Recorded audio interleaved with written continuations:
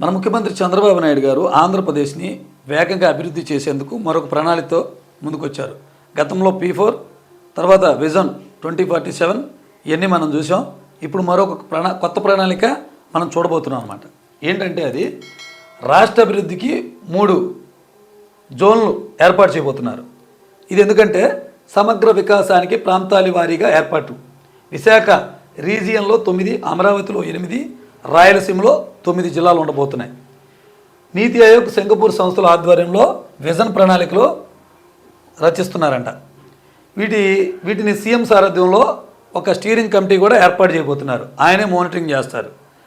సీఈఓలుగా senior ఆఫీసర్లను ఒకరిని, IAS ఆఫీసర్ని ఒక 3 నియమించబోతున్నారు. ఏ ప్రాంతాలకి? విశాఖకి యువరాజు గారు, అమరావతికి మీనా గారు, రాయలసీమకి కృష్ణబాబు. వీళ్ళు ఈ స్టీరింగ్ కమిటీలో సీఈఓలుగా వ్యవహరిస్తారు. ఈ మానిటరింగ్ అంతా చూస్తారు. మనం చూడొచ్చు, గతంలో 3 రాజధానుల పేరిట జగన్మోహన్ రెడ్డి గారు ఒక ప్రతిపాదన తీసుకొచ్చారు. రాష్ట్రం మొత్తం సమానంగా అభివృద్ధి చేయాలన్నదే ఆయన ఒక లక్ష్యం పెట్టుకున్నారు. ఎందుకంటే దీనికి ఉదాహరణగా 3 రాజధానులు, కొన్ని రాష్ట్రాల్లో 3 రాజధానులు ఉన్నదాన్ని ఆయన ఎగ్జాంపుల్గా కూడా చూపారు. ఇప్పుడు ఈయనేం చేశారు, దీన్ని జోన్ల వారీగా ఏర్పాటు చేస్తున్నారు. ఒక్కొక్క జోన్కి 9, ఒక జోన్కి 8, ఒక జోన్కి 9 జిల్లాలు. ఈ 3 జోన్లు కలిపి ఒక ఐఏఎస్ ఆఫీసర్ దీనికి ఇన్ఛార్జిగా ఉండి ఈ మానిటరింగ్ చేస్తారు ఈ అభివృద్ధి చేయటంలో. మరి ప్రతిపాదించినంత ఈజీగా అభివృద్ధి చెందిద్దా అంటే చెందదు. అందులో మన ముఖ్యమంత్రి నారా చంద్రబాబు నాయుడు గారు గతంలో 2014లో రాజధాని అభివృద్ధికి సంబంధించిన కొన్ని నమూనాలను విడుదల చేసేవాళ్ళు. అప్పుడు ఆ విడుదల చేసేవాళ్ళే కానీ దానికి సంబంధించి 53 ఎకరాలు పైగా స్వీకరించారులే కానీ ఎక్కడన్నా పూర్తి స్థాయి నిర్మాణం చేపట్టారా అంటే ఒక అసెంబ్లీ, కోర్టు తప్ప మిగతాది ఎక్కడా కనిపించలేదు. సో మళ్ళీ ఇప్పుడు మళ్ళీ ఒక 20,000 ఎకరాల పై సుమారు కావాలంటున్నారు. ఉన్న వాటిలో ఇంకా భవనాలే ప్రారంభోత్సవం అవ్వలేదు. వాటిని ఇంకా పూర్తి స్థాయిలో కట్టలేదు. పనులు జరుగుతున్నాయి కొన్నింటిలో, కానీ మళ్ళీ భూసేకరణకు మళ్ళీ వెళ్తున్నారు. ఇక్కడే వ్యతిరేకత మూట కట్టుకున్నారు. మళ్ళీ గతంలో జగన్మోహన్ రెడ్డి గారిని అసలు 3 రాజధానుల ప్రతిపాదన గురించి తీవ్ర స్థాయిలో విమర్శించిన ఆయనే ఇప్పుడు దాన్ని కొంచెం రంగులు మార్చి 3 జోన్లుగా విభజించారు. చంద్రబాబు నాయుడు గారు ఏది చెప్పినా మొదట్లో ప్రతిపక్షానికి అసలు ఏం తెలీదు, నాది విజను, నేను విజనరీతో చూస్తా అంటారు. గతంలో సంక్షేమ పథకాలు విడుదల చేసినప్పుడు కూడా రాష్ట్రం శ్రీలంక మాదిరిగా మారబోతుంది, ఇంత డబ్బులు పంచుకుంటూ పోతే పప్పు బెల్లాలాగా మరి రాష్ట్రం ఏ విధమైనటువంటి దివాలా తెస్తుందో అని చెప్పి ఆవేదన వ్యక్తం చేశారు. స్మార్ట్ మీటర్ల వ్యవహారంలో కూడా అంతే. స్మార్ట్ మీటర్ల వ్యవహారం కూడా అది రైతులకు మెడలకు ఉడతాడని చెప్పేసి చెప్పారు. లోకేష్ గారు అయితే ఆ మీటర్ని పగలగొట్టండి, మనం అధికారంలోకి వచ్చేస్తాం, ఇది రద్దు చేస్తాం అన్నారు. కానీ తర్వాత ఏం చేశారు, ఆ స్మార్ట్ మీటర్ని కొనసాగిస్తూనే వచ్చారు.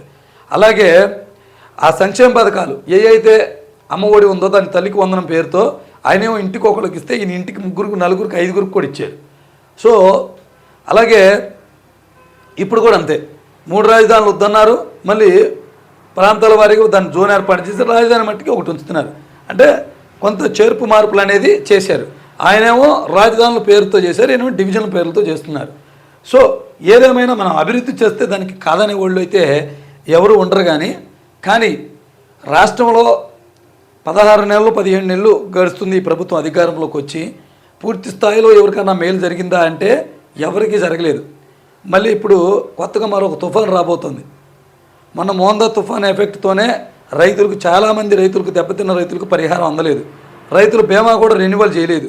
చేస్తే కనుక ఎంతో కొంత నష్టం నుంచి వాళ్ళు బయటపడేవాళ్ళు. పూర్తి స్థాయిగా రోడ్లు కూడా నిర్మించలేకపోయారు.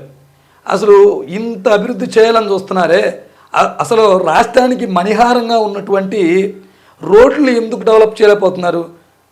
3 పార్టీలు కలిసి కేవలం గోతులే పూడుస్తున్నారా? రోడ్లు పూర్తి స్థాయిలో ఎందుకు వేయలేకపోతున్నారు? కేవలం ఒక డ్రైనేజీలు, సిమెంట్ రోడ్లే ఈ ప్రభుత్వం వచ్చాక కూడా వేసింది కొన్ని నియోజకవర్గాల్లో, దరిదాపుగా రాష్ట్రంలో.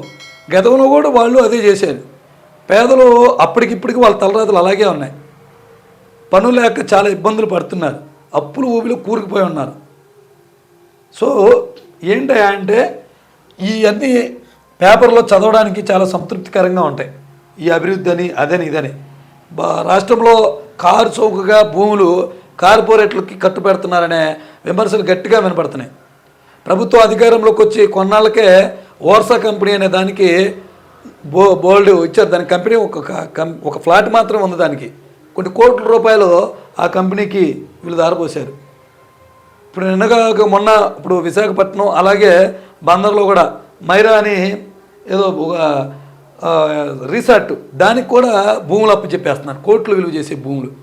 ఎందుకని 4-5 నెలల కంపెనీ 4-5 నెలలు పెట్టిన ఒక చిన్న కంపెనీకి కూడా ఇంత స్థాయిలో ఎందుకు భూములు ఇవ్వాల్సి వస్తుంది? కార్ చౌక్గా విజయవాడ నడిబొడ్డులో కూడా 99 పైసలకి ఏడాదికి లీజు. ఇవన్నీ కూడా ఎందుకు అంటే కార్పొరేట్ సంస్థలు బాగుపడుతున్నాయి ప్రధానంగా వీరి నిర్ణయాల వల్ల. అభివృద్ధి మట్టుకి పేరులో పేపర్లో కనపడుతుంది కానీ గ్రౌండ్ లెవెల్లో లేదు. ఎన్టీఆర్ జిల్లాలో కిడ్నీ బాధితుల సంఖ్య తిరువూరులో మంచినీళ్ళు ఇవ్వలేకపోయారు ఇప్పుడు కూడా అక్కడ మంచినీళ్ళు లేక ఆ డయాలసిస్ సెంటర్లో లేక ఇబ్బంది పడుతున్నారు. పూర్తి స్థాయిలో అక్కడ ఏం జరగట్లేదు. అక్కడ ఒక కట్టలేరు వద్ద బ్రిడ్జి కట్టలేకపోతున్నారు. ఇప్పుడు వరకు కోట్లు వెచ్చిస్తున్నామంటున్నారు. అక్కడ 3,000 కోట్లు ముష్టి 3,000 కోట్లు పెట్టి అది కట్టలేకపోతున్నారు. సో ఏంటంటే ఇదంతా రాజకీయ నాయకులు ఈ అభివృద్ధి మంత్రంతో పబ్బం గడుపుకోవడానికి కనపడుతుంది తప్ప పూర్తి స్థాయిలో కనపడతలేదనే విమర్శలు మనకి ప్రజల నుంచి పడుతున్నాయి.